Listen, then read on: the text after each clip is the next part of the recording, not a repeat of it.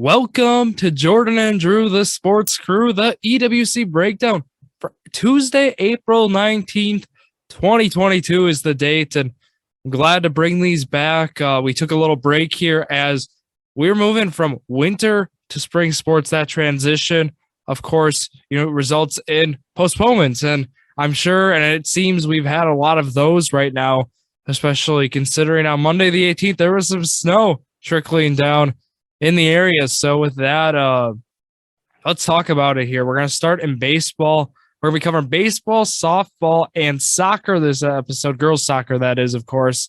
No track yet, and that'll come as we can get more information. No golf as well.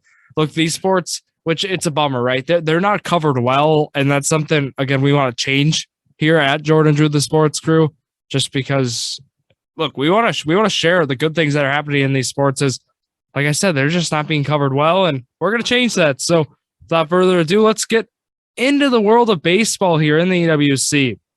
Right, looking at the standings, we got 3 undefeated teams right now per my max preps because coaches, they don't enter stuff into WIS sports, sadly, or some do, but quite frankly, the wide majority of them do not. But we do have some stats here, and if they're wrong, right, could you guys reach out then at EWC_sports or at Jordan Drew _sports? Reach out to us on there. Correct anything I'm saying wrong because I'm reading off Max Preps. I want to make sure Max Preps gets this stuff right. If something cool happens, right, someone hits a home run, someone gets a hole in one, someone has a big game, send it to us. We'll gladly post. We'll shout them out, of course, on those pages. But yeah, the Kiel Raiders here 1-0. So far to start the year. Chilton Tigers 2-0, Brilliant Lions 2-0 as well. And then we got 2 teams sitting at 500, 1-1 with the New Holstein Huskies and the Two Rivers Raiders also at 1-1. And then Sheboygan Falls and Valders both have not won a game yet here. 0-2 and 0-3 on the young season. Roncalli has not played a game is what I'm seeing right now. And looking at some upcoming games, hopefully these can happen. All right, we have a good one tonight at 4:30, I guess this evening here. Brilliant and Kiel, 2-0 teams going at it in some conference play is what I'm seeing. Hopefully those do happen, in fact, but Roncalli hopefully can play their first game against New Holstein. Valders, they'll travel to Sheboygan Falls. And then Chilton maybe travels to Two Rivers, right? Like I said, maybe these games don't happen, but we want to make sure we brought you some sort of spring content here. So let's look at the stat leaders here for baseball. Right, Alex Breckheimer leading the way in these stats. He's had a big year so far. Right, he's got 7 plate appearances, and out of those, he's 4 for 5 to start the year. 2 triples already for Alex Breckheimer. I saw he recently committed. He's playing college ball at the next level. So I'll make sure in the post we're going to include something about that as well. But looking down the line as well, Daniel Schmitz. He's had a good start to the year, 3 for 6. Connor Meyer, 3 for 6. Dawson Koshin, he's off to a 3 for 8 start there for the Vikings. Also Mason Myers, 5 for 11 starts. He was a solid player last year, got some conference recognition. Looking like he'll get some more this year. I'm going to always incorporate the home run leaderboard, right? No home runs right now in the EWC for baseball, but hopefully we'll get one soon there because we'll gladly, shout it out there. Orion Gauger right now, he leads in hits. He's got 6 hits. But yeah, batting average, like I said, I went through that. And looking at the ERA stat leaders here for baseball, Jaden Bastian leads the way with the 0 ERA, and he's pitched 7 innings, so that gives him the top spot over Breckheimer here with 6.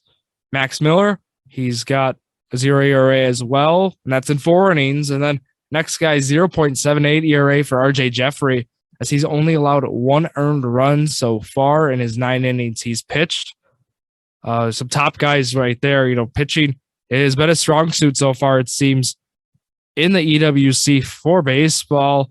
Looking at the strikeout numbers, Mason Schmall has 9 strikeouts already in 4 2/3. He's got the strikeout working for him. RJ Jeffrey has got 7 strikeouts. Max Miller's got 7 strikeouts in 4 innings pitched as well. So some of those top strikeout guys, racking up some good strikeout numbers here in the EWC for baseball. But let's go right away here to softball, right? So EWC softball has gone off, kind of a similar start in terms of not having a lot of games in because, again, the weather, it's mid-April and we're getting snow. We're getting temperatures in the 30s. Not exactly ideal weather, but let's look through it here. Two Rivers 1-0, Brilliant 1-0.